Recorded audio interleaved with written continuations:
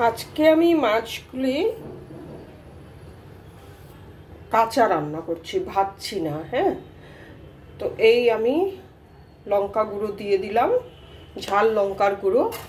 আর এখানে আছে কাঁচা লঙ্কা, টমেটো আছে অনেকগুলো। হ্যাঁ, টমেটো দু রকমের দিয়েছি, কাঁচা টমেটো মানে এই যে গ্রিন গ্রিন দেখছেন একদম কাঁচা, সেই টমেটো, আর লাল টমেটো তিনটে দিয়েছি, কাঁচা লঙ্কা চারটে দিয়েছি, সর্ষের তেল দিয়েছি, পেঁয়াজ দিয়েছি দুটো। ঠিক আছে। আর এই যে মাছগুলি, এইগুলো মাছ, এটা ফ্রিজ থেকে বার করা তো এরকম আবার না হয়ে যায়, ভেঙে যায়, তো আমি বেশি নাড়াচাড়া করব না, একটু এই যে তেলের সাথে মিক্সড করে তারপরে আমি এটাকে ঢাকা দিয়ে দেব। আমার হাতে অ্যাকচুয়ালি একদমই সময় নেই, আমাকে বেরোতে হবে কোথাও, তো একটা ছোট মাছের মুন্ডিও চলে এসছে মনে হচ্ছে, তো এই জন্য এইভাবে বসিয়ে দিলাম,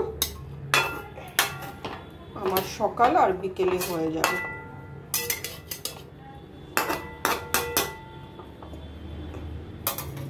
নুনটা আমি এখন দেব না, নুনটা আমি পরে দেব, কারণ ফ্রিজ থেকে বার করা মাছ তো, কাজে এটা প্রথমে একটু সাতলানো হয়ে যাক, তারপরে গিয়ে আমি নুনটা দেব।